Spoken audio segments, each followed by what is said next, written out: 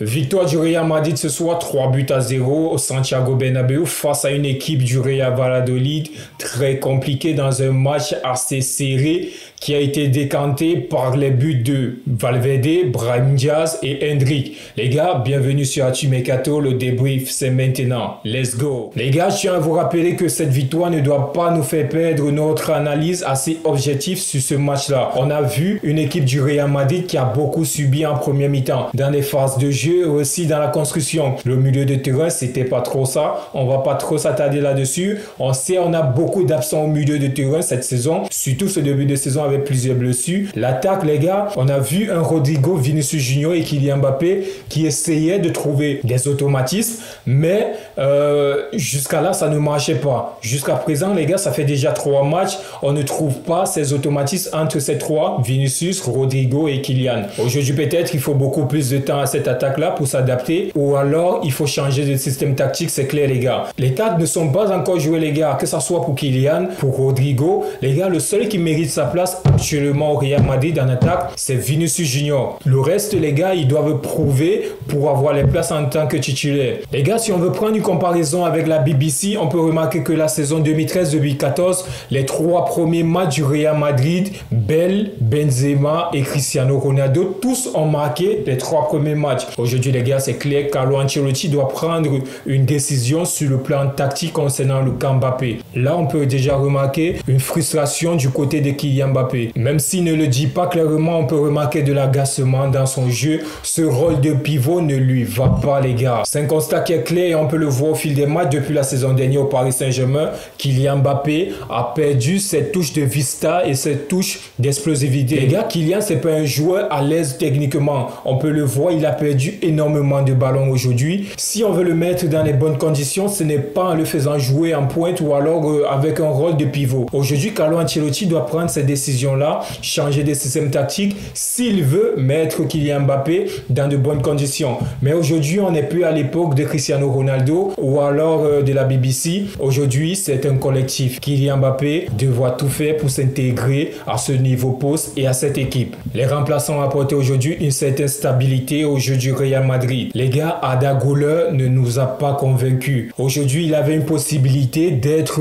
le remplaçant numéro 1 en tant que milieu de terrain dans l'effectif de Carlo Ancelotti, mais là, sur ce match-là, il ne nous a pas convaincus. Première mi-temps assez médiocre, deuxième mi-temps, après le but de Valverde, on a quand même vu des bonnes phases de Arda Güler, 2 ou 3 ballons. Là, on peut voir déjà la différence entre Arda Güler, ce qu'il peut apporter, et celle de Brahim Diaz. Aujourd'hui, moi, je vois Arda Güler comme le potentiel remplaçant de Jude Bellingham. Et Brahim Diaz, c'est évident, les gars, Brahim Diaz aujourd'hui, il a obtenu sa place en tant que remplaçant numéro 1 à la place de Rodrigo. Et moi, j'ai de la peine pour Arda Güler parce que je sais qu'avec sa créativité, sa patte gauche, sa vista, sa qualité de passe, il peut nous apporter une plus-value. Jusqu'à présent, Arda Güler ne nous a pas fait oublier Mesut Ozil en 2013, il ne nous a pas fait oublier James Rodriguez en 2015. Les gars, aujourd'hui, peut-être aussi, il faut laisser le temps. On dit toujours avec les jeunes, il faut laisser le temps d'adaptation. Mais les gars, tu es au Real Madrid. Aujourd'hui, si tu veux prouver être titulaire, tu dois être présent au grand moment et avec le peu de temps qu'on te donne. Ce que Brahim Diaz a fait depuis 2 saisons déjà. Les gars, juste sur le but qu'il a mis aujourd'hui, les gars, Brahim Diaz prétend à une place de titulaire en tant qu'avançante. Là, aujourd'hui, c'est juste parce qu'il y a ce nom Kylian Mbappé. Mais les gars, en réalité, si Kylian Mbappé n'est pas là aujourd'hui, c'est pas Endrick qui est titulaire en avançante, c'est Brahim Diaz. Brahim Diaz, aujourd'hui, au Real Madrid, c'est l'attaquant le plus complet. Il peut jouer milieu offensif sur l'aile gauche, sur l'aile droite ou alors en avançante. Seconde mi-temps, retour des vestiaires, Valverde nous sort une frappasse dans les buts.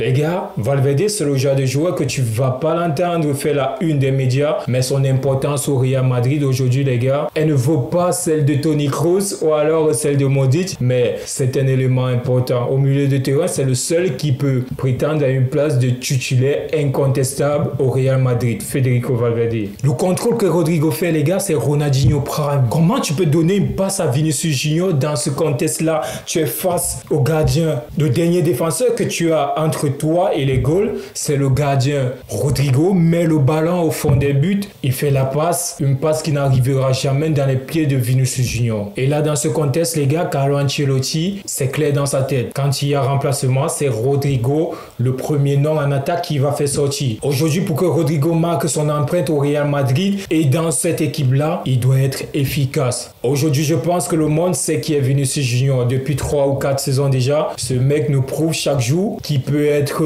celui-là qui va dominer sur le monde du football. Quand on fait référence au beau jeu et au but, on voit juste Vinicius Junior aujourd'hui. Le contrôle qu'il fait, la passe extérieure qu'il donne à Kylian Mbappé. Les gars, c'est un Vinicius de classe mondiale aujourd'hui qu'on retrouve au Real Madrid comme d'habitude. 86e minute, entrée de Endrick. 8 minutes plus tard, le gamin de 18 ans marque son premier but pour son premier match au Santiago Bernabéu. Il n'y a pas de débat sur ça les gars. On a pu voir la différence entre un ailier Kylian Mbappé et un pur avançant Endrick. Comme l'a dit un professeur camerounais, personne n'a sa place assurée ici. Les gars, personne n'a sa place assurée au Real Madrid. Aujourd'hui, c'est sûr et certain que Endrick gagne un peu plus de place dans le cœur, aussi dans le plan tactique de Carlo Ancelotti. Là, s'il continue avec ces performances-là, il risque d'entrer plus souvent entre la 80e et la 75e minute, notamment à la place de Kylian, si on ne retrouve pas le Kylian Mbappé des saisons avant 2024. Les gars, c'était tout pour l'analyse de ces débriefs. Si vous avez aimé, laissez un like, commentez, partagez, surtout abonnez-vous à Tumercato les gars. Let's go!